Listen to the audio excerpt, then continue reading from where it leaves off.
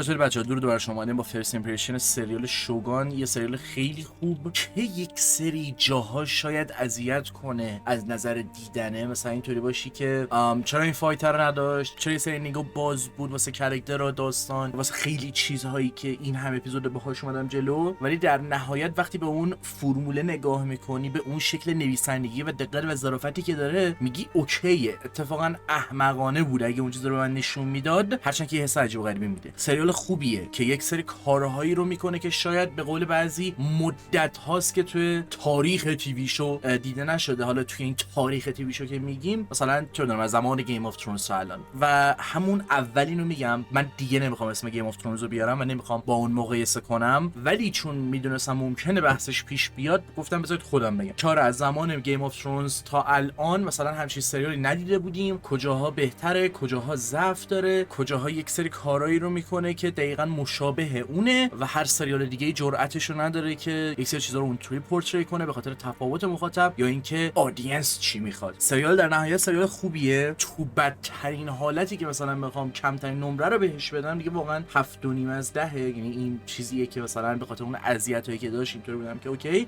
تمام انتخاب هایی که داره فوکس رو روی کاراکتر میذاره، حتی تا اون لنزی که داره و بک‌گراند همیشه حالت بلوری فوکس رو کاراکتره. ولی خب مثلا همون هم شما در نظر بگیری یهو اذیت میکنه. من هر چه قدم اون تصمیم میفهمم میخواد چی کار کنه، بالا بریم یا پایین بیایم، داره اذیت میکنه. این بحث های you just didn't get it، چه بدونم پوینتش این بود، اگه متوجه بشی مثلا لذت میبره. اینا به نظرم یه سری جا احمقانه است و اینجا جواب نمیده، به خاطر اینکه من حس میکنم، نمیگم حتما میفهمم چه خبره. اوکی، در ساده ترین حالت بخواد فوکس رو کاراکتر باشه، ولی با این حال همون کاراکتری که توی تصویرمه یه ذره چشام میارم پایینتر، دستش هم شطرنجیه. یعنی گاشن بلور و ردیال بلور چیه توی فتوشاپ، انگار اونا کلا رو صفحه افتاده و یه سری جاها اذیت میکنه. یک سری جاها خیلی اون تصویر قشنگه، یک سری جاها که اکثر جاها اون تصویر قشنگه، اون دایرکشنی که دارن، حالا سینماتوگرافی و هر آنچه که بگیم، واقعا زیباست، دیدنیه، میشه ازش لذت برد. ولی یک سری جاها به خصوصی اصلا جواب نمیده. یعنی مثلا تو داری یه جای به خصوص میبینی همه سوار روی کشتیان، بعد دوربین از این ور میاد این ور قضیه، یهو از یه چیز خشک تبدیل به یه چیز دریم لایک میشه که یه جوری نور داره اصلا بازتاب میکنه که تو اینجوری که آقا اینا تو یه لوکیشنه، چجوری انقدر تفاوت بینش هست. حالا کاری ندارم، اینا رو به طور خلاصه گفتم که بگم نظرهای خودم حالا راجع به اثر دارم، بالا پایینای خودشو داره. ما با پیشورزه شاهکار رفتیم سراغش. آقا این اصلا شاهکار، این حقیقت ژاپنه، این میخواد این کارو بکنه، این اونجوریه فلان بیساره. یک سری جاها حداقل ناامید نشدیم، این خیلی پوینت مثبتیه. ما خیلی اثر رو با تصوری که شاهکاره، حرف نداره، فوق العاده است، رفتیم سراغش و ناامید شدیم. یعنی یه موقعی هست یه اثر بده ولی تو از بد بودنش میشه لذت ببری، یعنی بدیه که حال میده، خوش میذاره، یا تو توش یه چیزی رو پیدا میکنی که در نهایت لذت بخشه. اصلا اهمیتی نداره بده، ولی به خاطر اینکه اینطوری رفتی سراغش که این شاهکاره، این مستر کلشه و این حرفا، تو کاملا ناامید میشی و همون یه چوس لذتی هم که میتونستی ببری نمیبری. ولی اینجا ما ناامید نشدیم، یعنی ما اون لذتی که باید بردیم، خوش گذشت. ولی مثلا یک سری جاها به واسطه حرفایی که شنیده بودیم و من باید بهشون اشاره کنم، به خاطر اینکه در هر صورت هم رو من هم رو مهشاد تاثیر گذاشته داشتیم این اثر میدیدیم، حس میکردیم یه سری جاها ملت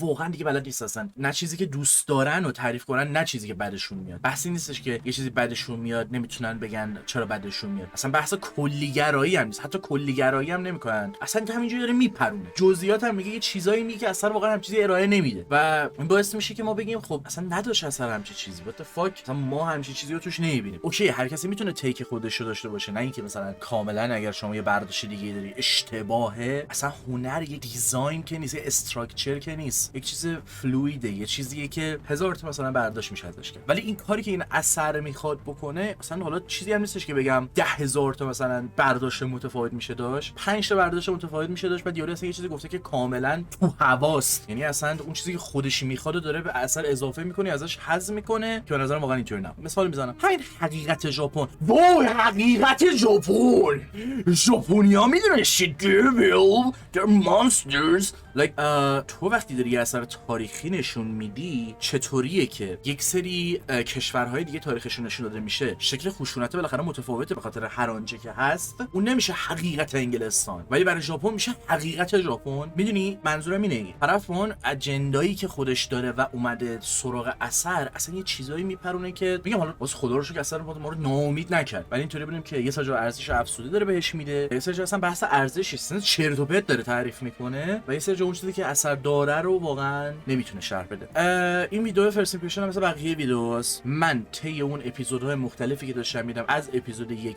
تا اپیزود 10 مثلا واسه خودم یادداشت کردم اپیزود 1 2 نقطه همین مثلا اوکی تا وسطش مه آخرش نوشتم مثلا 3 خط فلان. همه این چیزا رو واسهتون میگم. یک سری جاها ممکنه شاخه به شاخه بشه، یک سری جا ممکنه حالا یه ذره پیچیده بشه، با سریال پیچیده ای هم طرف هستیم ولی خب پیچیده شاید یه سری جا نه از نظر کانسپت های پیچیده و این حرفا، از این نظر که دست شطرنجی داره بازی میشه که ممکنه به هزار تا مسیر مختلف کشیده بشه و یه موقعی دست در میره خودت به عنوان پلیر که من حواسم به فلان چیز نبود، فلان چیز دستم در رفت، فلان چیز اصلا یادم رفت اونجا خوردم، که خود سریال هم تقریبا همینجوری. از اینجا به بعد ویدیو من یه سری اسپویلرها خواهد داشت. مشخصا میخوام راجع به اثر صحبت کنم. همینقدر که تا الان صحبت کردم کلیگویی به نظرم کافی بود که حالا اوکی دیگه اینه دیگه، من دوست داشتم، سریال خوبی بود، یه سری حرفا رو میپذیرم، یه سری حرفا مثلا احمقانه است what the fuck. اصلا یکی از چیزایی که همون اول قبل از اینکه سریال شروع بشه نوشتم، هنوزم به نظرم فاکینگ دمشون گرم و نمیدونم چه غلطی کردن ولی امیدوارم سر اون تصمیم اولشون بمونن. ببینید شوگان سیزن 1 نیست، شوگان تموم شد، سیزن 2 در کار نیست. خب اون چیزی که میخواستن، اون اندازه‌ای که باید از اون سورسی که داشتن کتاب شوگان از جیمز، اونقدر که باید ادپت شده، درست ادپت شد، تموم شد. اصلا دیگه نه نیاز ما اینو میلک کنیم نه نیاز الکی ادامش بدیم و اینا حتی سریال تمام شد برگشتن خودشون رسمی تاکید کردن سیزن 2 در کار نیست و خب what the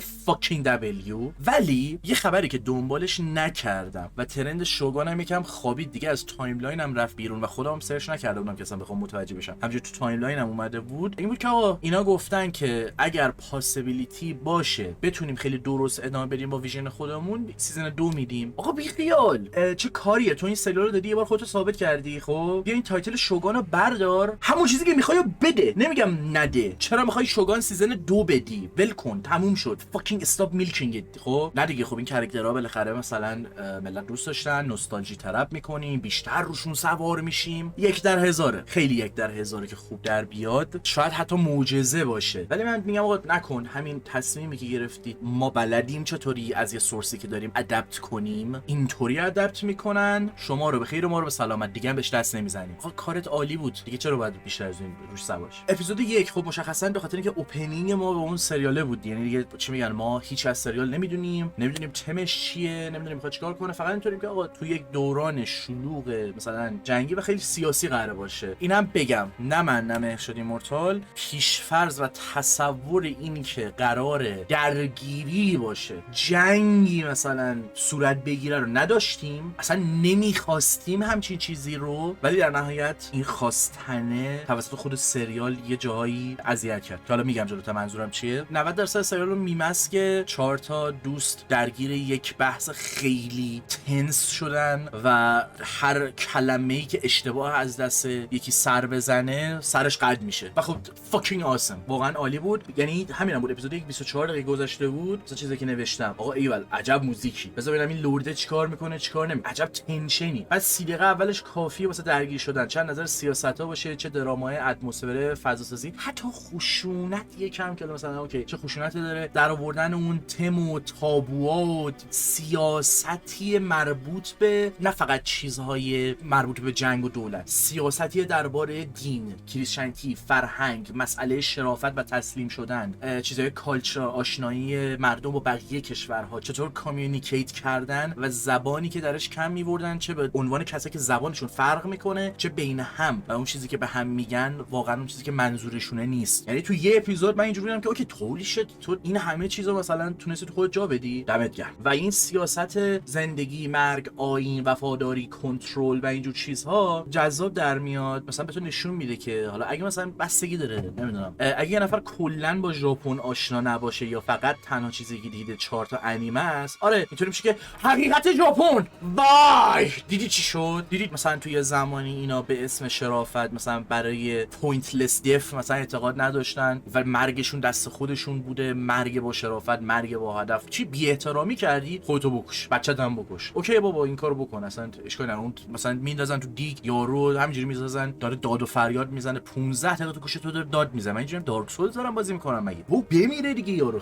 بس یک سه جا کارشو درست انجام میده. همین الانی بزنم رسید، من اینو یادداشت نکرده بودم. اگر انیمیشن رو دیده باشید، یه انیمه معماییه که اونم دقیقاً یه سری جا خب پازل کنار هم قرار میگیره این حرفا. یه سری جا خیلی درسته، یعنی اصلا یه نفر تعریف میکرد میگفت این شکسپیر لول رایتینگ، مثلا چقدر درست همش کنار هم قرار گرفته، ولی هر چقدر اون چیز دیزاینی میشه، استراکچر توری میشه، به نظرم هنرش از دست میده. یعنی یه سری جا حس خشکی میده. این اصلا شاید یک سری جاها اینطوری بود، یک سری جا خیلی کم، ولی توی اون تله نمیفته. اینو میخوام بگم، با اینکه به نظر دیزاینی میاد، با اینکه مثلا میگم مثل مچ شطرنجی میمونه که تو میتونی از اول یه سری چیزا رو پیش بینی کنی، تو رو سورپرایز میکنه، ازش لذت میبری، میتونی دوباره ببینیش. و این مچ شطرنج حالا هی دارم مثال میزنم به خاطر اینکه من اپیزود 8 یک جایی اتفاقی میفته که اصلا منفجرم کرد دیگه. اون اپیزود تموم شد، اصلا تموم که هیچ، همون لحظه من حس کردم انگار اصلا یه جادو عجیبی داشت. جلوتر میگم الان نمیخوام بگم، بذار تمام موقع میگم چون یادداشت کردم یا حرفم تکرار نکنم. و این بحث حقیقت ژاپن دیدید شد روسبیگری اینطوریه اونطوری نبوده، اصلا مسخره است. کلمه شوگان معنیش ریدیفاین شده، سامورایی ریدیفاین شده، آنر ریدیفاین شده، ژاپن ریدیفاین. اصلا اینا درک از یک سری چیزای سطحی رو به نظرم مثلا ندارن آدما و این بمونه بعدن در رابطه با تغییر برند و اینا تغییر نکردن، دروغ و پشت پرده همون مادر و حرفا این شکلی بمونه بعدن. چون شاید اصلا ممکنه سجا بهش اشاره کنم و متاسفانه پیوند و گره خورده با این سریال و نصف چیزی که من باهاش درگیر بودم شوگان هر هفته مثلا ملت روش صحبت می‌کردن، سعی می‌کردم اون بدون اسپویلر رو بخونم ببینم چه بحثایی مثلا داره ایجاد میکنه، چه جریان سازی میکنه. همون نهایت حقیقت ژاپن خب واقعا تو مخمه. اینجوری هم که what the fuck guys. بعد تو همون اپیزود اول یه سری اینطوری بودم که این سی جی چرا اینطوریه، همونطور که گفتم تفاوت تو دو تا شات و توی محیط خیلی متفاوته. یه سری یکم تو مخ میزنه، بر نگشتم قبل دوباره نگاه کنم، حداقل توی اون لحظه اونطور به نظر میمد، ولی انقدی هم تمیز در آورده بودن که نمیگفتی این سی جی آیه، مثلا این یه تیکه خیلی فضاش فرق میکنه با اکثر چیزایی که دارن نشون میدن توی کلیتش. ولی از یه طرف یه سری جا توی لوکیشن تو دو تا شات مختلف یهو انقدر فرق میکرد که آزاردهنده میشد. یه چیز دیگه ای که میخوام بگم قبل از اینکه بریم سراغ اپیزود 2، حتی اگه این داستان تاریخی هم نبود، اولا که بعد راجبش سرچ کنم و بیشتر بدونم، من مینی سریال یا اون فیلم قدیمی 1980 اگه اشتباه نکنم شوگان رو ندیدم، کتابشو نخوندم و خود کتابش هم یه آدم استرالیایی جیزس فاکینگ کرست سخت بود اصلا کلمه نوشته که من باید ببینم که چقدر مثلا حقیقت خود کتابه. حالا اصلا کاری به این نداریم اینا حرفا، ولی یه چیز به خصوصی که میخوام من روش دست بذارم، آقا دوست داشتم اصلا این دقیقاً همون چیزی که من میگم دوست داشتم توی بازی تاریخی مثلا میگم به خصوص یه غربی رو بذاره جلوی شرقی و اینطوری میبینی سینرژی بین اینا چطوریه، چطور با هم برخورد میکنن از نظر تفاوت دیدگاه‌ها یا اون شکل کالچرشون، چطور با هم صحبت میکنن و این آردی خودش یه کانتنت فانه، سرگرم کننده است. منتها چطور همچین چیزی در نمیاد، مثلا قضیه گیه دیگه، یارو میاد صرفاً یه کاراکتر گی میذاره تو داستانش، همین تموم شد، گیه، هیچ تأثیری تو هیچ چیز دیگه ای نداره. خب ولی اینجا میبینی که چطور تک تک اون کاراکترها مهمن، یعنی تک تک اتفاقایی که داره میفته، تک تک صحبتایی که داره میکنه، اگر کالچر اینا رو نمیشناسه مهمه، باعث تأثیر میذاره روی آدمی که جونش رو از دست میده. خب اصلا سینرژی به اینا کجا اون حس کمدی رو داره، فانه، کجا مثلا یه نبوغی پشتشه، چطور با هم برخورد میکنن. مثلا همون مسئله شرافته، آقا این شرافت رو این یکی یارو میبینه اینجوری که this is madness، این چیه، what the fuck give me a bottle of water، چیه این madness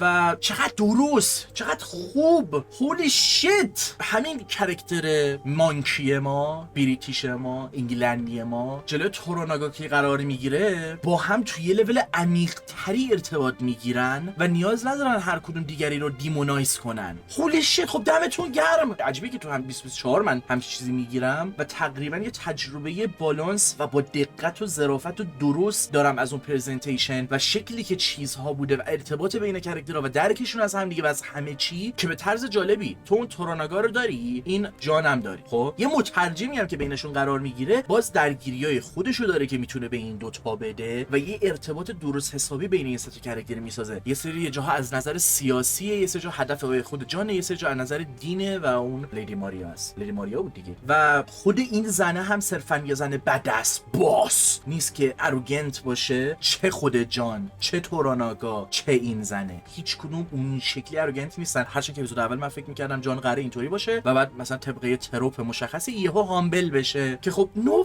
فاکینگ وی. مگه میشه یه نویسنده عاقلانه درست حسابی میچر که هیومن بیهیویر رو تشخیص میده و نمیاد از یه سری تروپ‌های احمقانه استفاده کنه که صرفا جذاب‌تر بشه؟ there's no fucking way. مگه تروپ نداره ها؟ داره. مثلا همین که یه کاراکتر اوتسایدر وارد یک دنیای الین لایک میشه و سوالهایی رو مطرح میکنه که مخاطب هم مطرح میکنه و اون کانتکست ها رو بهش میده. حتی شاید توی این قضیه یک سری جا بیش از حد باشه یا شاید مثلا چون بخاطر که مترجم داره و 2-3 بار یه سری چیزا مطرح میشه. ولی آقا ایول دمت گرم دیگه، حداقل این تروپه اولا که افکتیوه، دوم که درست در آوردی و اثر کلا خیلی چیزها رو درست سر جای خودشون قرار داده که جای تشویق داره. اثری که کوالیتی و خیلی چیزا رو توی اولویت خودش قرار میده تا اینکه این پیام منه، پیام دایورسیتی، دیمونایز ژاپن، حقیقت ژاپن. مشخصا اینجا هم بحث دایورسیتی و چیزای دیگه هست ها، منتها به شکل درستی که خودت بشینی فکر کنی یا آقا مثلا چطور بوده، زور نزنه اون پیامش رو برسونه.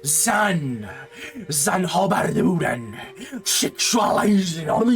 That's fucking میدونی اصلا برای چی خود دارم اینجوری این لحنه رو میارم؟ چون دقیقاً این حسو بهم میده وقتی بد درش میری. احمقانه است، اصلا بهش اهمیتی نمیدم هر چقدر موضوع و پیام مهمه و واقعا جای توجه داره و زور نمیزنه پیامی رو برسونه، دست رو چیزی بذاره که نمیتونه. اینجا فکر کنم اشاره نکردم ولی برای خودم نوشتم مثل همون رندوم بودن زندگی، که این قضیه رندوم بودن زندگی رو مثلا یه چیزی که به نظرم اونجور که باید شاید توی اون قضیه مثلا با دقت و خوب نمیشه در بیاره، اون حسی که باید رو نمیده. و البته خب چیزم هست دیگه، یعنی یه سری جاها به نظر بهش میگن حرکت از پول، یعنی اصلا خود خارجی هم همینو میگن، یعنی تو کونش در آوردین. خب یه سری جاها یه همچین حسی میده، یه سری جاها خیلی ریز که چرا آقا این جانه مثل سوپرمنه یا چرا تورناگا اینقدر شانس میاره، یعنی بچهش میخواد سیارو رو بکشه و یهو لیس خورد افتاد مرد، که اوکیه، کاملا اوکیه. اصلا یه جا همون ایشوبورو اگه شما هم اپیزود 10 میگه how does it feel to shape the wind to your wheel، بعد تورناگا میگه I don't control the wind I only study. اولا که خیلی دیالوگای هوشمندانه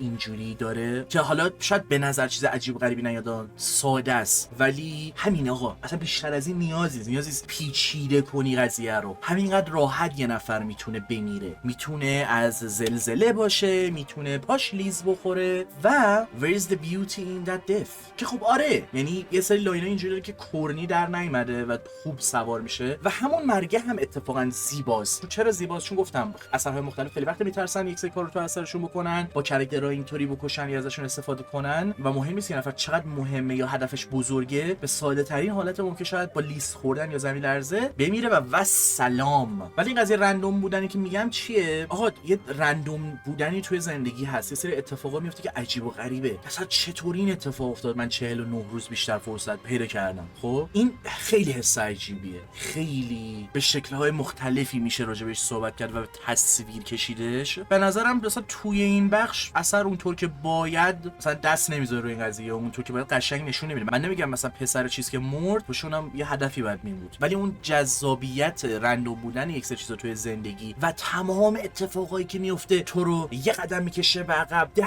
قدم میذاره جلو و چطور اصلا یک سری چیزا دور هم میچرخه تا یهو شانسی به نفع تو در بیاد یا تو اونقدر زرنگ باشی که استادی کنی اون حرکت باد رو. شاید یه مقدار میتونست توش ظرافت بیشتر خرج بده و بهتر درش بیاره. نمیدونم بگم کمبود نویسندگی اصلا سورسی که داشته، یعنی خود کتاب شوگان چطوری با این قضیه برخورد کرده. و اگه شوناکامی سریال سرجم 5 تا کارگردان داره، من اون 5 تا کارگردان همه رو دیدم تقریبا یه اثر خوب نداشتن، همش اوریج بود، یعنی شوگان رو در آوردن بازم خودش معجزه است. خب شاید بگی آ کمبود تجربه کارگردان یا دقتشون سر این که من چی رو اضافه کنم چی رو نذارم. و اینم از الان بگم اگه قراره که دیس آنربل برخورد کنید با ویدیو من، بهتره که همین الان کامیت سپوکو کنید و متاسفم جلوتون رو نمیگیرم. دیگه چیزایی که میتونم بگم، البته هنوز اپیزود 1 موندیم، یهو اون بحث رندوم بودن رو کردم، گفتم بذار کانتکستشو بدم که دیگه جلوتر بحثشو نکنم. میریم سراغ اپیزود 2 و ببینم من چیا نوشتم. یه بار دیگه وایس گرفته بودم، چند دقیقه راجع به این یقین میکردم که آقا اصلا تاریخ بودن قضیه و کتاب و اینا رو بیخیال، با حالی که تو بیای بگی من یه کاراکتر انگلندی رو حتی اگه تو تاریخ همچین اتفاقی نیافتاده میذارمش مثلا توی فرهنگ شرق تو فلان بازی تاریخی و چه اتفاقایی میفته. من دوست دارم از این نظر خیلی به سریال توجه کنید، به خاطر اینکه خیلی چیزای قابل توجهی داره ها، ولی این یه مورد رو خیلی الان ما سر اثرهای مختلف سرش بحث داریم که آقا چرا تاریخ تو داری تو فیکشن عوض میکنی. like what the fuck dog, it's not documentary, what the fuck do you mean, it's fun. که من ببینم یه بلک سامورایی یا یک کاراکتر انشینت روم فمبوی تو فلان بازه مثلا تاریخی چطور مثلا زندگی میکرده و چطور یه گراویتی به اون نریتیو و دنیا دور بر خودش میداده. یه چیزی که بازم دوباره بهش کردم بازم میگم چون بازم به نظرم مهمه اینه که مثلا بیاد کاراکتر میگه ببین اینجا زنا مالکشونی، آره برای مام همینه، خب نه که برای ما اینطوری نیست، برای مام همینه، ولی من یک شخص ایندیویژوال الان اینجا قرار گرفتم موافق نیستم که تو با زنت اینطور برخورد کنی، که کاملا اوکیه. یعنی کسی بخواد به اینم گیر بده کسخلم در میره واقعا. اینو اشاره کردم و دیگه همین دیگه. بعد رفتم اپیزود 2 اولین چیزی که رسیده به ذهنم این بوده که بنویسم آقا رنگ فیلم، رنگی که داره مثل یه فیلم مثل رنگ نیست. اون فیلم مثلا عجیب غریبه. من اسکرم اولین بار تو زندگیم دارم رنگ میبینم، ولی خب رنگا خیلی بلندتر اینجا که خب بد نیست حتما، ولی انقدر رنگ و رنگی انقدر رنگ زیاد داره که اتفاقا اون زیبایی رو شاید یه جا بگیره. اینو نمیدونم، همش اتفاقی برای من نیافتاده و سوالی که دارم طرح میکنم. اگه شما دوست داشتید کامنت بذارید. یه چیز دیگه که نوشتم دقیقه 15 اپیزود 2 جلو هم قرار گرفتن، با هم دارن صحبت میکنن، یهو مترجم وسط حذف میشه. یه نکته خیلی ریزی بود که دوست داشتم، همین دوست دارم بهش اشاره کنم. و یه چیز دیگه هم که نوشتم تو همون اپیزود 2 کاراکترها همشون زرنگن، یعنی یه اون لول خودشون زرنگن، احمق نیستن و به شکل خودشون ادپت میکنن با اون شرایط، و اون کسایی که زرنگ نیستن هم خب یا حذف میشن یا اون نقشی که باید رو واسه اون آدمای زرنگتر هنوز بازی میکنن، یعنی اینکه چطور اونا سعی میکنن داستان خودشون رو هول بدن جلو و با شیکاگوی چی بود با سرنوشت بازی کنن. اپیزود 2 یه چیزی که در نظر نگرفتم، فکر کنم اپیزود 2 هم چیزی گفته نمیشه که مثلا لیدی ماریا 14 ساله داره انگلیسی صحبت میکنه. اینطوری بودم که کاش انقدر شفاف ژاپنی انگلیسی صحبت نمیکردن، همون شکسته بود. البته خب این کرم خودمه، این نیت پیک خودمه، به خاطر اینکه من یه سری پرونانس های خاصی هستن که خیلی دوستشون دارم. مثلا موقعی که بلک ها ژاپنی صحبت میکنن من اون صدا رو خیلی دوست دارم، یا ژاپنی‌ها انگلیسی صحبت میکنن، یا مثلا پرونانس بریتیشا، یا مثلا فلان لهجه فلان زبان رو صحبت میکنن، اینا رو خیلی دوست دارم. اصلا بحث ریلیستیک بودن و اینا نیست، مثلا بیشتر حال میداد اگه اونطوری بود. حالا اگه لیدی ماریا نه حداقل بقیه کاراکتر. اگه چیزی که نوشتم همین اپیزود 2 هم اگر اکشنش میده به نظر قرار خوب باشه، ولی فکر نمی‌کنم استایلیش یا خونپاشی آکیرا کوروساوایی باشه و این حرفا. اپیزود 3 رفتم همین بحث نورپردازی بوده، صرف اینکه ثبات نداره، چون ثبات نداره یک سری جاها اوت اف پلیس میشه، مگر نه که به کلیت خودش زیباست وقتی توی یه محیط جابجا میشه. دوباره همین اشاره کردم و اینم بگم یه پرانتزی من این وسط باز کنم، فرست ایمپرشنه خب، با اینکه اسپویلر داره ولی نمیخوام آنالیز کنم، برای همینه که اپیزود 3 مثلا اینجوری نیستم که بده، چیز بدی ازش ننوشتم، نکتهش اینه خب، صرفا نوشتم نورپردازیش مثلا اذیت میکنه. نهایت چیز بدی که نوشتم اینه، یا نهایت چیزی که خیلی مثلا تو چشمم زده که چقدر خوبه تا فلان چیز بوده که بهش اشاره میکنم. منظورم اینه که اگر اپیزود 3 مثلا میگم اپیزود 4 آره همین، یا مثلا اپیزود 5 چیز خاصی ننوشتم، بی اهمیت بودن و بی ارزش بودن اون اپیزود نیست، صرفا اینه که اصلا نمیخوام آنالیز کنم دیگه. فرست ایمپرشن که داشتم اون لحظه مثلا اینطوری بودم که حالا بذار ببینیم چی میشه. فعلا این سریال داره روی یه سری چیز سوار میشه، ببینیم کی پی آف میکنه. اوکی فعلا تماشا میکنیم. یه چیزی که مربوط به اپیزود نیست، یعنی نمیدونم این کجا به ذهنم رسید الان رندوم نوشتم، که بازیگری چقدر خوبه. هیرویوکی سانادا کلا یه تصویر عجیبی ازش هست، یعنی هر جا مثلا غربی اینجوریه که خب ژاپنی کیو بیاریم هیرویوکی سانادا رو میارن. تو بیانس بازیگری که من دوستش دارم، خب نه اینکه بازیگریش فوق العاده است، کلا همون شکل و قیافه‌ای که داره من باهاش حال میکنم، قیافه‌شو ببینم برای من یه چیز جذاب دوست داشتنیه. بازیگر نیستش که به خاطرش برم یه فیلم خاصی ولی ببینم، و اولین باری بود که حس کردم دارم بازیگریشو میبینم، حالا نه تو اون لول ولی حس اوپنهایمر رو بهم میداد که داشتم بازیگری رابرت دی جونیور رو میدیدم، اگه اسمشو باز اشتباه نکنم، به نسبت بازیگری که ازش مثلا تو مارول دیدم، و تو مارول هم به نظرم مثلا بد نیست، ولی صرفا قیافه‌ای که میاد به آیرون من، تنها کسی که میتونه آیرون منو بازی کنه، ولی خب بازیگری رو من انگار تو اوپنهایمر ازش دیدم. بازیگرایی که مثلا توی این سریال نقش داشتن یه سریشون اصلا مثل اینکه بازیگر عجیب و غریبی نبودن، بازیگر نبودن که خیلی تجربه داشته باشن، ولی اکثرا کارشون رو درست انجام داده بودن، و به خاطر اون فاز ژاپنیا که مثلا خیلی چیزا مخفی باشه پشت پرده بمونه نگیم و اینا، من این از اون باز نکته ریزاست دوست داشتم که تو داری دائما میبینی که کاراکترها زور میزنن اتفاقا اون حس رو نشون ندن. شاید یه سری جا واسه بعضی حالا کرینج باشه یا نمیدونم شاید دقیقاً این آف پوتینگ باشه، واسه من جذاب بود، واسه من دوست داشتنی بود، منو گرفت. اپیزود 4 چیز خاصی ننوشتم، صرفا یه کلمه گذاشتم خشونت و الان که دارم میبینم خب نمیدونم منظورم چیه، مثلا واقعا نمیدونم بعد به چی اشاره کنم که اوکی مهم نیست. ولی اپیزود 5 پیک کمدی واقعا خندم گرفت، حتی اون ترجمه اشتباه‌ها هم بعضی‌ها خنده‌دار بود ولی خب میتونه ساید جدی به خودش داشته باشه و بگیره که میگرفت هم، یعنی یهو خیلی جدی میشه و انگار یه چکی تو صورتت میشه که اون شدت درگیر کننده بودنش رو بالاتر میبره. و اون نکته ریزی که توی این اپیزود دوست داشتم اون بحث ساک بهونه بود، با نشون دادن دقتی که توی تیر زدن داشت و چطور مشروب رو بهونه میکنه برای مزخرف باشه، مزخرف بودنش رو توجیه کنه، فرصت خشونت بهش بده، گرفتن جون باغبون سر کلمات و این درگیری ها اینها اصلا چقدر ساده مثلا جون اون آدم گرفته شد. اینا واسه چیزایی بود که مثلا اپیزود 5 دوست داشتم. بعد اپیزود 6 یه چیزی که واسم عجیب بود، نمیخوام فراستی بازی در بیارم بگم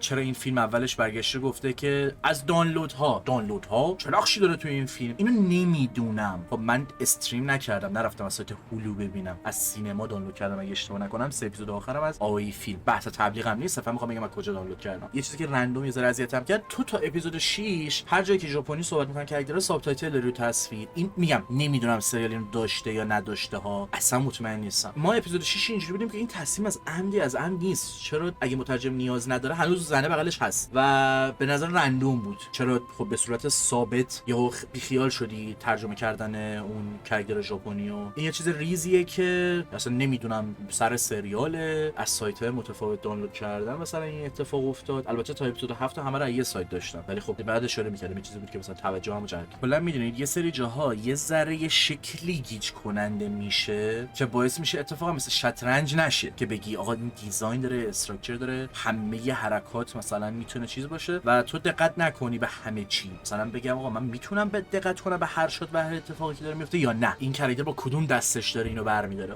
اینا چیزایی که میتونه مهم باشه دیگه. ولی خب اپیزود 6 نوشتم که مه اوکیه، فقط اون بخش به خصوص دوباره با ترجمه خوب بازی در میاره، پارت آخرش ولی اوکی بود. و اپیزود 6 و 7 جایی بود که من و مهرشاد آقا این بحثو می‌کردیم که آقا دیگه بس، دیگه باید این اثر پیاف کنه و بالاخره اون چیز گرند رو نشون بده که آقا a war is coming. خود اثر داره منو هول میده به این سمت که a war is coming. خب a war is coming، یک اتفاق بزرگی قراره بیفته که تو اپیزود 8 و 9 این اتفاق میفته. اون جنگ در اصل توی اون اپیزود 8 و 9 من یک زن رو فرستادم و کاری کرد که ارتش نمیتونست بکنه، درست؟ خب اون جنگ رخ داد، اون حرکت مهره زده شد. ولی یه نکته‌ای داره توی نویسندگی، چند تا المان مختلف هست که میشه در نظر گرفت. شما به عنوان نویسنده چه منطقی داری توی اون داستان، چه منطقی میذاری، چطور اون منطقه توی اون دنیا کار میکنه و نقش من مخاطب توی اون دنیا و واکنشی که میگیرم یا برداشتی که دارم و منطق من. خب این یه چارتی داره، یه عکسی داره، اگه پیدا کنم براتون میذارم. اینو در رابطه با الان که 2 و شکل نویسندگی خودم داشتم ریسرچ میکردم یاد گرفتم و قابل حدس همچین چیزی ها، ولی خب این دیتیل تر یاد گرفتم که آقا توی اون منطق داستانی، توی اون بازه زمانی منطقیه، make sense که همه کاراکترها تصورشون این باشه که یه جنگ در راهه، جنگ قراره بشه، چون خب راه دیگه ای نیست دیگه، اصلا نمیشه از جنگ اجتناب کرد، در صورتی که کل تم اثر اجتناب کردن از جنگ، دیپلماسی و سیاست و چطور بدون جنگ سرچه جلو ببریم و همه چی. میگم جلوتر گفتم منطقی جلو میره ولی واکنش من چجوریه. ما هم اولش جنگ نمیخواستیم، خب ما هم اولش نمیخواستیم جنگ عجیب و غریبی ببینیم، ما اصلا نمیخواستیم مثلا جنگ و کاری نداره، دقیقاً میخوام اون سیاست رو ببینم. ولی چون میگه a war is coming فلان بیسار، توی اونجوری که من میخوام جنگ رو ببینم، ببینی، و یه ذره حس out of place، یه ذره حس اشتباهی میده و شاید از عمده و شاید چقدر درسته و من متوجهش نشدم که دقیقاً همینه، دقیقاً اون حسی که باید رو بهم میداده، یه حس اشتباه، یه حس عجیب، یه حس نشدنی. ولی شد بدون جنگ یارو برد، قبل از اینکه شمشیرهاشون رو بیرون بکشن جنگ تموم شد و به خاطر همینه که میگم یه ظرافتی میخواد، یه دقتی میخواد، یه جذابیتی داره، قابل بحثه. ولی خب تو فرست ایمپرشن خودم نمیتونم این رو انکار کنم که وقتی سریال تموم شد به خاطر کاری که خود سریال کرد، نه تصوری که من داشتم، نه پیش‌فرضی که من داشتم، نه اینکه من جنگ میخواستم، خشونت میخواستم، اینطوری بودم که آقا جنگ چی شد. اول همون لحظه هم جوابشو به خودم دادم. یه ذره جلو تصوری الان میرسیم به اپیزود 7. بذارید من چیا نوشتم. اپیزود 7 اولین چیزی که نوشتم اینه که داستان لرد یکم دیر جلو میره ولی جذاب‌تر میشه. یعنی حالا اگه اشتباه ننوشته باشم این چیزا رو به ترتیب باشه، توی اون منطقه داستانی الان همه دارن فیل میدن. یعنی اینجوری که لرد ما تسلیم شد، این کمک میخواد فلان، همین حرفا، و یه مسیر رو به پایینی رو به نظر داره میره، ولی یه نقطه کلیدیه که از اینجا به بعد تو این کاراکتر رو واسه من جذاب‌تر می‌کنی و خیلی خفن‌تر میشه، یا کلا فیل میدی که خب مشخصا فیل نمیده. ولی از چه نظر میگم، تو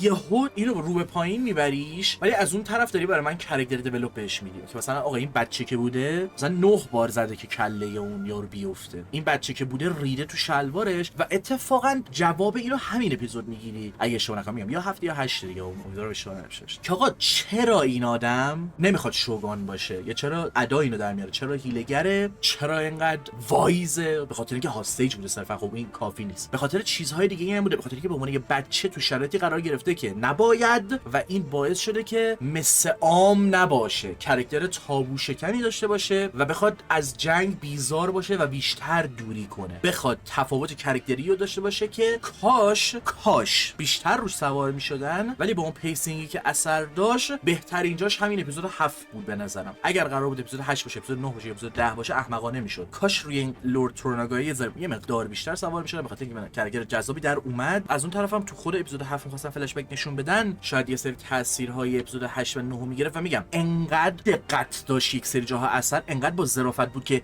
یه چیز کوچیکو یه ذره جابجا می‌کردی، یه سری چیزا کلاً به هم میریخت که باعث میشه بگم اوکی، نه فلش بک رو اپیزود 10 بدی میتونی، نه اپیزود 7 بدی میتونی. پس تو چطوری میتونستی فلش بک رو جوری به این کاراکتر بدی و بیشتر سوار بشی روی اینکه چرا متفاوته، چرا متفاوت فکر میکنه، چرا صلح طلبه، چرا جنگ نمیخواد، چرا مثلا انقدر دوست داشتنی نوع تفکرش، ولی در این حال لو ندی که مثلا چه نقشه‌ای داره یا چی فکر میکنه. این حرف میستریس بمونه که اوکیه دیگه. حالا مهم اینه که این چیزی بود که بالاخره مثلا من بعد از اپیزود 7 و اینا داشتم مطرح میکردم و صحبتشو میکردم، چون مثلا میگم تو یه چیزی مثل جنگ هم در نظر بگیری، این سریال نشون میده بهت که میتونه به تو فایت خوبی بده، ولی چرا جنگو بهت نمیده؟ چون اصلا میدونی یه سری چیزای دیگه زیر سوال میره و یا فوکس تو برداشته میشه و به نظر اون جنگ با اهمیت میاد. یعنی تو پیش خود میگی اوکی نتیجه همه چی با این جنگه مثلا مشخص شد. نه نه نه نه نه, نه. این اشتباهه. برای اینکه تو رو به اون سمت هول نده، میاد یه چیزی از تو میگیره که شاید یه چوسه حس بدی بهت بده، ولی خب تا یه حدی شاید به نظرم تقصیر خود اثره که هی میاد میگه a war is coming، که واقعا هم a war is coming. تو اپیزود 10 میبینی که یه ماه جلوتر نشون میده که اینا میرن وسط جنگ یهو این نامه رو باز میکنه و میبینه که زن پشتشو خالی کرده و اصلا قبل اینکه شمشیرشون رو بکشن نتیجه مشخص میشه. ولی خب اون جنگو نمیبینی که بازم اوکیه، الان باز بهش میرسیم. ولی خب یکی از چیزای دیگه که نوشتم تو اپیزود 7 کلا این بود که این سه اپیزود آخر خیلی مهمه به نسبت اینکه چقدر سریال بخواد اذیتم کنه یا نه، به خاطر اینکه اوکی در نهایت اندینگ خوبی داشت، در نهایت سه اپیزود آخر عالی بودن، ولی بالا بریم پایین بیایم یه سری جا ما حس می‌کردیم توی این هفت اپیزود اول واقعا اتفاقی نیفتاد. در نهایت که مهمه و تو نتیجه همش رو می‌بینی، تمام اتفاقی که افتاده مهم بوده، تمام چیزها یک پلنی پشتش گذاشته میشه، ولی خب مثلا اینطوری بودیم که میدونی یه ذره نقطه حساسیه. اپیزود 7 کلا بیشتر به این فکر داشت که ما رو فرو میبرد. بعد رسیدیم به اپیزود 8. قبل از اینکه اصلا اپیزود شروع بشه من اینو برگشتم گفتم اگه کل سریال واقعا همین بود، بیشتر از اینم نبود، در نهایت ترتمیز. یعنی میدونی چی میگم، هنوز ما اون سه اپیزود کلایمکس رو ندیدیم، ولی اینطوری بود که بازم ترتمیز بود. اوکی هر چقدر بعد از این بازم خراب کنه هم با ترتمیز بود. که اپیزود 8 شروع شد، یعنی اینجوری بودیم که آقا تنش این دیگه بالاست، درگیر کننده است و یهو اون اتفاق افتاد. I was like holy shit dude. اصلا من به این کاراکتر اونقدر اهمیتی نمیدادم، but god damn holy shit. اینجا همون جایی بود که من حس اون شطرنج رو گرفتم. این دقیقاً دارم سریال پاس کردم، مثلا همون لحظه به فکر اومد، چون مثلا سریالی که دارم میبینم اینو بگم، مثلا من سریال دارم میبینم دیالوگی نیست، همونطور که دارم به سریال نگاه میکنم، چون میتونم بدون اینکه به کیبورد نگاه کنم تایپ کنم، یک کلیک میکنم تایپ میکنم چیزی که تو ذهنم رو ادامهش نگاه میکنم، یا سریال رو پاز میکنم مثلا یه دقیقه اون چیزی که تو ذهنم رو وایس میگیرم مطرح میکنم، بعد ادامهش میبینیم. یعنی ما مثلا یه فیلم 3 ساعته رو ممکنه تا 6 ساعت لف بدیم، به خاطر اینکه خب من اون وسطش میخوام اصلا اینجوری نگاه هم میکنم و بحثی نیستش که مثلا چون با بقیه بچه‌هایی مثلا این اتفاق میفته من تکی هم نگاه کنم، خب یه سری چیزایی به ذهنم میرسه اون لحظه که میخوام یادداشت کنم و اونجوری لذت میبرم. نمیکنم، از اون ایمرسیو بودن در نمیاره، اتفاقا ایمرس تر میکنه چون ذهنم بیشتر درگیر میشه. و اپیزود 8 اون اتفاقی که افتاد، اولا که چقدر زیبا بود، یعنی من اون یه تیکه رو از موقعی که سریال دیدم تا به الان فکر کنم 3-4 بار دیگه دیدم، یعنی انقدر واسم قشنگ. یه لحظه انگار دیدم قشنگ این اومد تو ذهنم. حالا من سریال کوین گمبیت رو ندیدم، یعنی اصلا سریال یا فیلم مربوط به شطرنج ندیدم، ولی خب چیز سیاسی کم ندید. اولین بار بود، نمیدونم چرا اولین بار بود من همچین حسی گرفتم. میگم شاید جای دیگه این قضیه بهتر عمل شده باشه، من اولین بار بود اینجا همچین حسی گرفتم. حس کردم انگار سکریفایس کردن کوین رو دارم میبینم، انگار یه مچ شطرنج کوین داره سکریفایس میشه. چطور تو میتونی اینو به تصویر بکشی؟ چطور میتونی واسش دراما در بیاری؟ چطوری میتونی اپیکش کنی؟ چطور میتونی همین اپیزود 8 نشون بدی که نتیجه تموم شد، از اینجا به بعد پیری موو مشخصه، مثل هیکارو که پیری موو میکنه اینجوریه که اندیس و همه رو 12 حرکت جلوتر پیری موو میکنه و تموم شده است. اون حرکتی که الان زد تموم کرد قضیه رو. قشنگ همچی حسی داشت. میگم یهو کلایمکسش رسید، سکریفایس رو دیدم و اینطوری بودم که آقا این بعد ببینیم حالا نتیجه میده یا نه، که تازه حساس تره. یعنی از یه طرف تو میدونی که اوکی این دیگه تمومه، این قرار نتیجه بده، این سکریفایس رو کرد، این میدونه داره چیکار میکنه. خب از یه طرف تو اینطوری نکنه این سکریفایس رو کرد، این حرکت بزرگه رو زد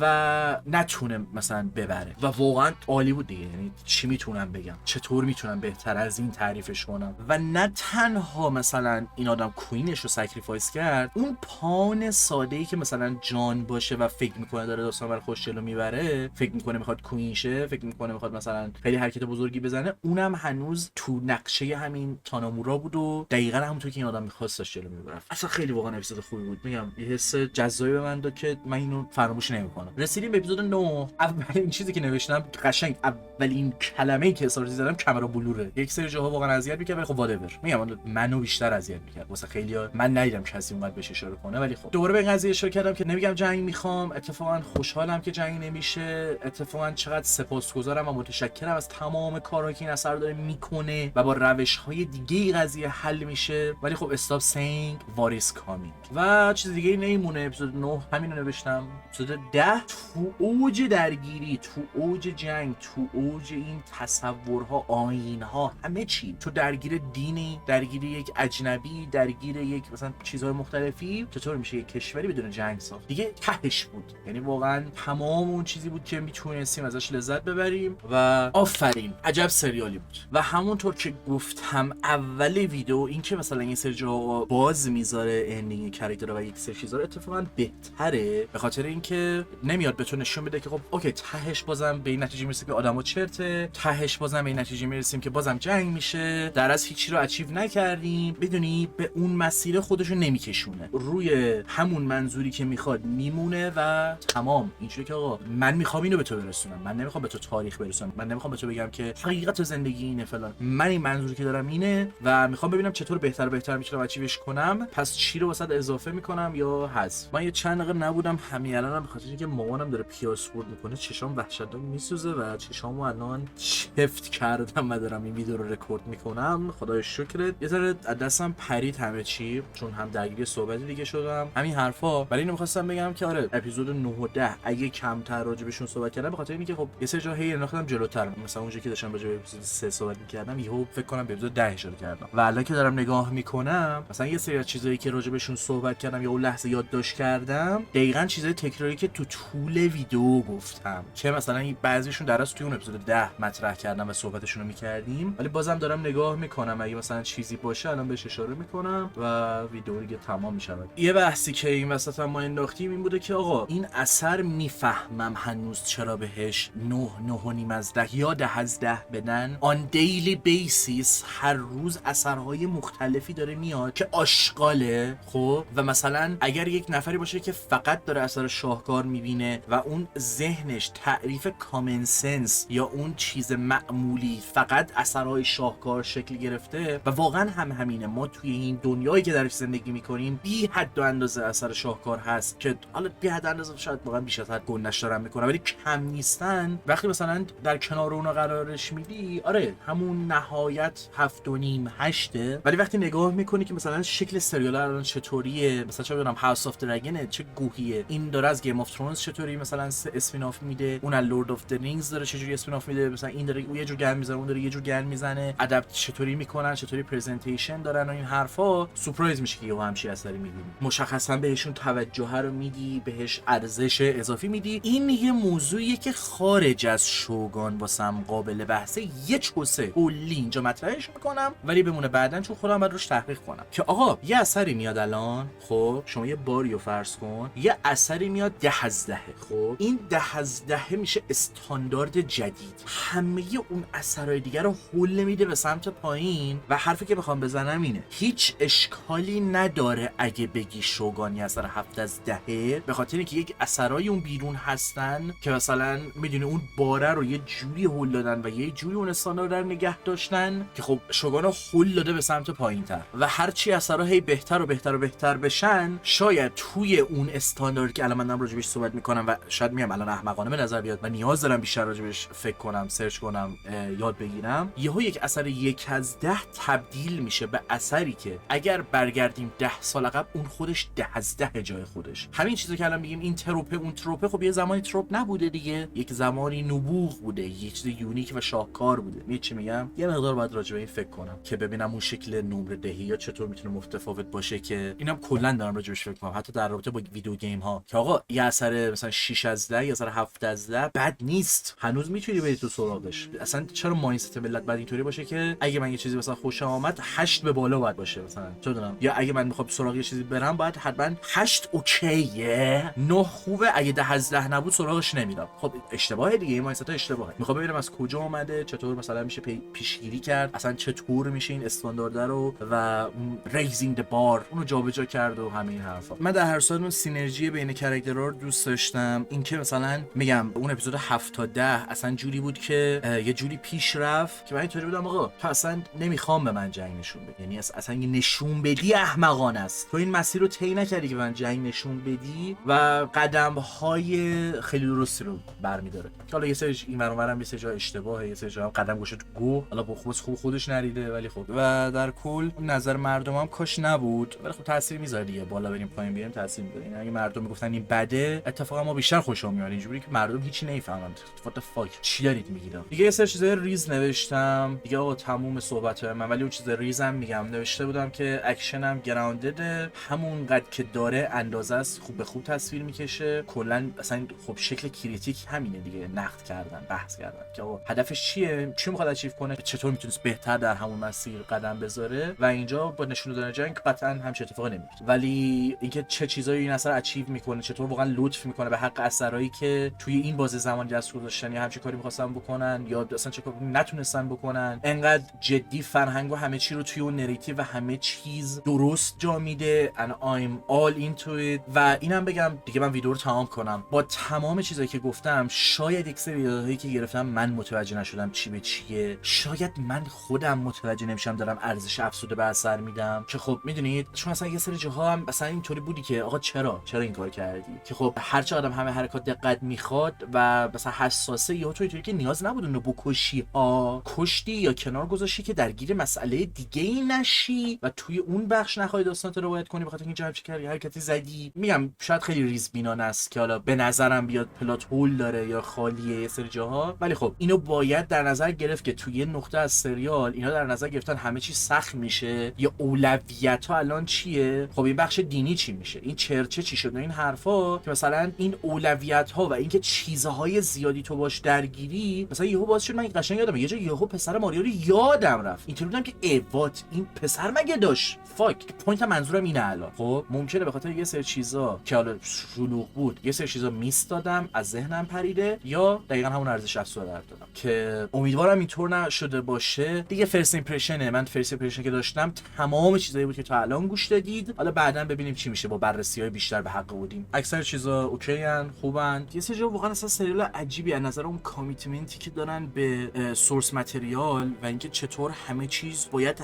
همون شکلی باشه که میبوده. حتی سریال قبل از اینکه ساخته بشه اگه اشتباه نکنم هیروکی سانادا اینطوری بود که آقا اگه قرار نیست 100% مثل کتاب باشه من قرارداد امضا نمیکنم و من همین رو شنیدم که گفتم که من منتظر سریال خواهم بود و همین الانش که اومده مثلا اینا چیزی گرفتن یه لفظی داشت درست یادم نمیاد، حالا ما میگیم یه پروفسوری مثلا مثل با چطور یوبی سافت میاد پروفسور میگیره که آقا جامعه شناس تاریخ شناسه همه چی رو میدونه و میگه که آقا باید اینورمنت این شکلی باشه، نوع راه رفتن بعد اینطوری باشه، چطوری چاپستیک دستشو میگیرن اینطوری باشه و همه چی اصلا اون اکورسیتی و پرزنتیشنی که کارو درست سر میاره. وقتی از خودت در نمیاری یه چیزیو و اصلا برای همچین اثری ها توی این کانتکست برای همچین اثری درست سر میاری اینقدرم جذاب میشه. ببینید بهتون یه پیشنهادی میدم برای اینکه بفهمید چه دقتی مثلا پشت این اثر هست. یه سری جاها همه طرفو میگیره، یه تعادلی داره، میکسی از یه چیز کلاسیک و مدرنه، ولی اینو میخوام بهتون بگم اسم یک سری کاراکترهای توی ناول تغییر پیدا کرده توی سریال، ولی به خاطر اینکه اتفاقا توی ناوله اون دقت کافی رو نداشته یا درست نبوده اونطور که باید به نسبت اون بازه زمانی که توش دست گذاشته بوده و اسمهایی رو انتخاب کردن و مثلا چون کل اون سریال اون پروسه‌ای رو طی میکنن که نزدیکتر باشن به حقیقت اون دوره زمان و holy shit یعنی آقا what a fucking commitment. من نمیدونم چه کلمه بهتری میتونم استفاده کنم. دمتون گرم. و همین نظر شما راجع به سریال شوگان چیه؟ شما چقدر دوست داشتید؟ شما چه مشکلایی توش پیدا کردید؟ شما چه نکات ریزی یا بزرگی رو دوست داشتید متفاوت اجرا بشه یا کج کردید و واسهتون لذت بخش بوده؟ کامنت فراموش نشه و با اینکه ویدیو عملاً هوی اسپویلره شاید یه نفر اینو متوجه نشه یا شاید بخواد اون 10 دقیقه اول ویدیو رو ببینه. در نتیجه لطفاً اگر میخواید تو کامنت راجع به سریال صحبت کنید حتما اسپویلر بزنید، 2 تا نقطه فاصله، بعد چتتون رو بنویسید، هیچ اشکالی نداره، مقاله می‌نویسید، هر چی می‌نویسید هیچ اشکالی نداره، کاملا اوکیه. راجع به دکوپاژ و هر جان فورد و هر فراستی بازی می‌خواید در بیارید اوکی. اگر که یوتیوب کامنتتون رو پاک کرد، دیسکورد هست، تلگرام ناشناس هست، راحت باشید بنویسید، من میخونم کامل لذت میبرم. اگر که شد بحثم می‌کنیم سر شاید اصلا یه ویدیو دیگه دادم، چرا که نه. و همین چیز دیگه نمیمونه. دمتون گرم که باز تماشا کردین این حرفا. شب و روزگار خوش.